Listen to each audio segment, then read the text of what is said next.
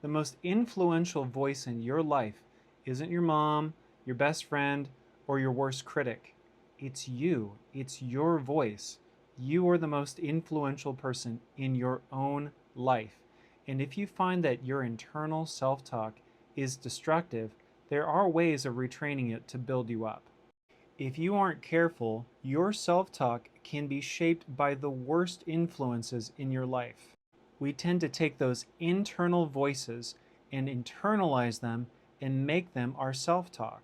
And it's just part of our human psychology, but we have a negativity bias, which means negative influences and voices tend to make the most impact on our psychology. And you hear that negative voice long enough, it becomes what is someone else's voice.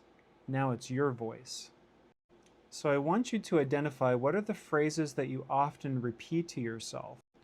Then I want you to reverse engineer, where did those phrases come from? Whose voice are you hearing in your head when you tell yourself those negative things?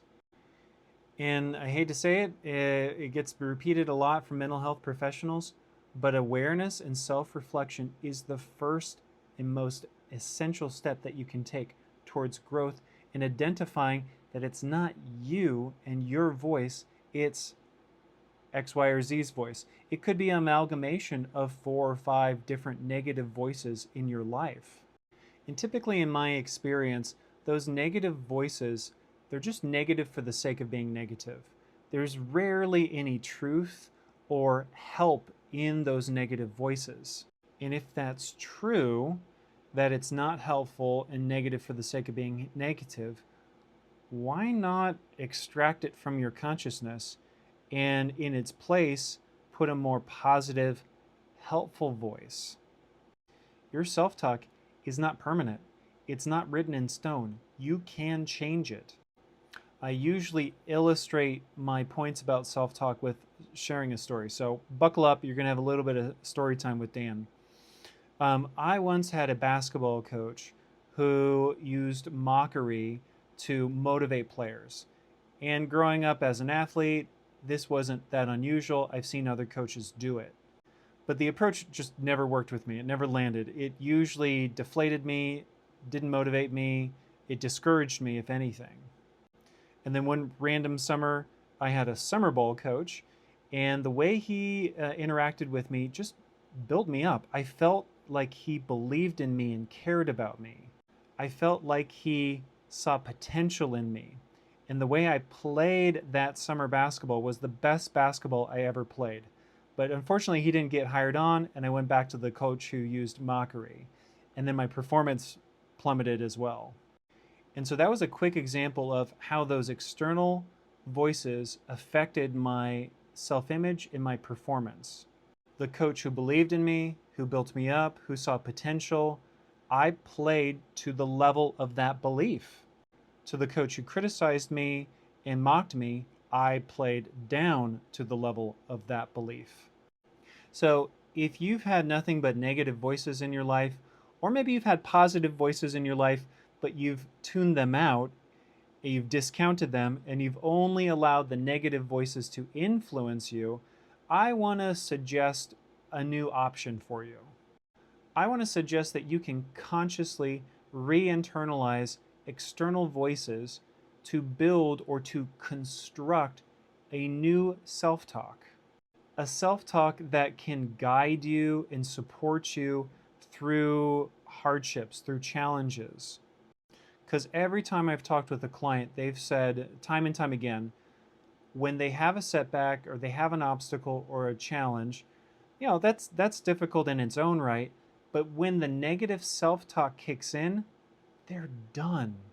The negative self-talk just totally demotivates them, discourages them. They can't recover. They're not very resilient. But for those with the positive self-talk, they are far more resilient. The blows don't hurt them as much. The obstacles are, not as challenging or difficult. They're able to overcome them. They're able to be more resilient because they're talking to themselves in a way that's really constructive and helpful. So here's my challenge to you. Either seek out voices from your past or your present and really focus on the way that person talks to me, talks to others, talks about themselves. There's something attractive about that voice. If that voice were my self-talk, I would do so much better in terms of my mental health. It could be a mentor, could be a really good friend, it could be an influencer, it could be a book, it could be a character. Now I want you to spend intentional time listening to that voice over and over and over again. I want you to saturate yourself in that voice or voices. And then I want you to take time and write a script. If I were to talk to myself in the manner of the voice that I'm trying to re-internalize, what would be the things I would say? How would I do it? If I went through a hardship or a challenge, how would I talk myself through that if I really did have that voice online programmed into my head? Not only do I want you to write the script and then practice it using repetition, I also want you to try to connect with the emotion. What would be the emotion or the appropriate corresponding emotion if you really were to talk to yourself in that new way? Would you feel encouraged? Would you feel resilient? Would you feel stable, safe, optimistic, hopeful? Like, yeah, this is tough, but I can get through this. And then you have to actively catch yourself when you start using the negative self-talk. Say, whose voice is that? And then if I had the option and if I had the choice, do I want that voice to be the most influential? And if the realization is I do have a choice and I don't want that voice to be the most influential voice in my head, whose voice do I want to be the most influential? I want it to be the positive self-talk. So instead of saying things like I can't, say things like I can, or I'm learning, I'm capable, I don't have it yet, but I will.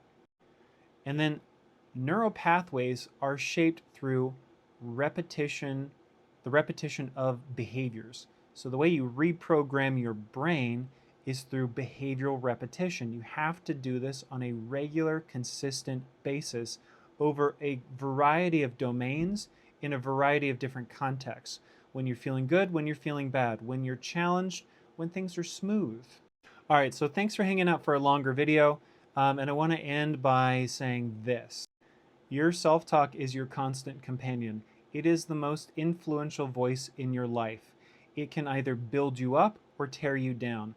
If you happen to have one of those negative self-talk voices in your head, I'm sorry that it's there, but it's not the end of the story. You can consciously construct a new positive self-talk that can sustain you and empower your resilience over a number of different challenging contexts. So you can do this, you got this, just try.